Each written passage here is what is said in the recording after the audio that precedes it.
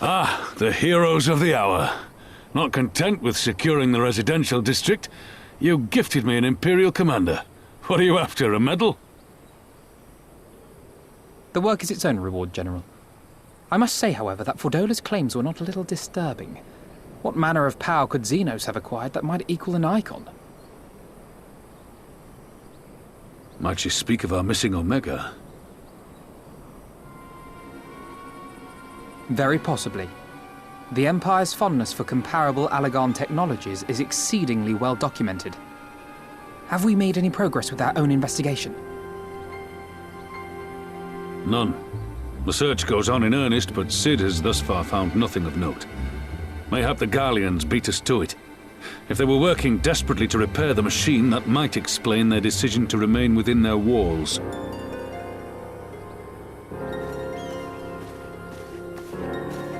Ah, Lys. I trust you surrendered Fordola into custody without incident. We were just discussing the pilot's claims. About Xenos and his newfound powers. She hasn't said a word on the subject since we rescued Kryl, even when the interrogator asked nicely.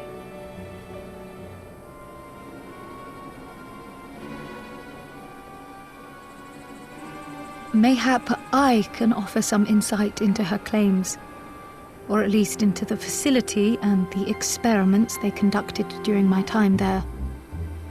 Though my memories of the period are somewhat muddled, there are a few things I remember with painful clarity. Thancred told us only that Fordola had undergone some manner of treatment. Yes.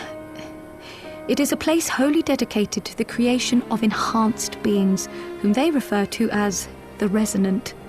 As I understand it, the process aims to imbue a test subject with the qualities of an individual with demonstrated magical aptitude. This entails the mechanical extraction and transfusion of some manner of primordial essence. So that's how Fordola improved so fast. I knew there had to be something. She wasn't half as strong or quick to predict my attacks when we first met. If it weren't for Oriange's siphon thingy, I really don't think we'd have beaten her. My humble scheme asked far more in the execution than it required in the conception, I do assure thee.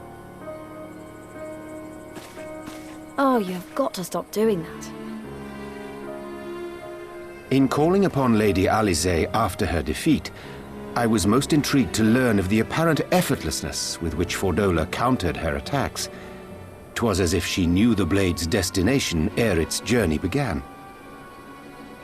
A most impressive feat under any circumstances, but an almost miraculous one when considered in the context of Fordola's unfamiliarity with my lady's arts.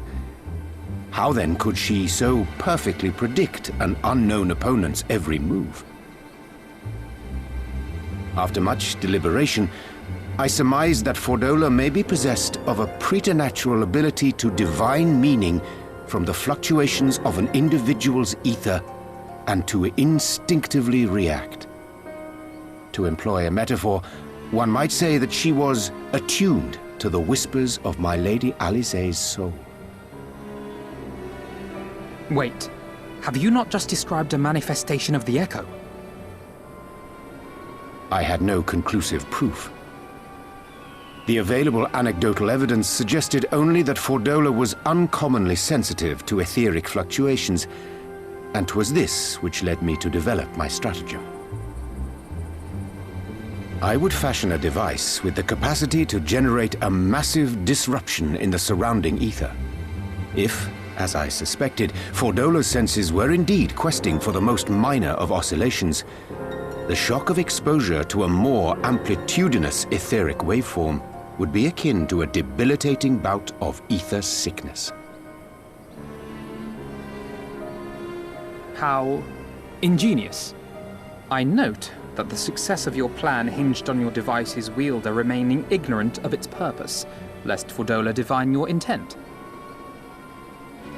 Indeed so, Master Alphino. All things considered, 'twas a most fortuitous outcome.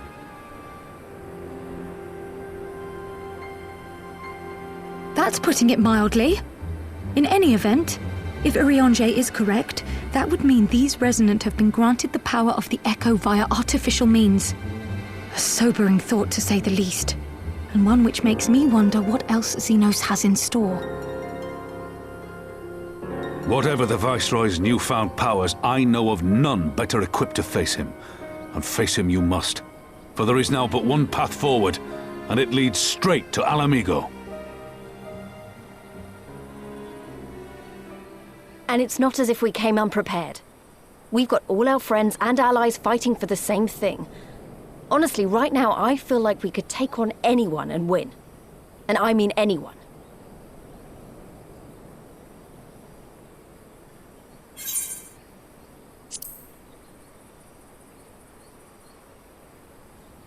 Exactly. Oh, I wouldn't want to be in Xenos' boots. Not with the likes of us coming to get him. Right, I'd best get back to the residential district. Thancred and the Resistance forces are waiting.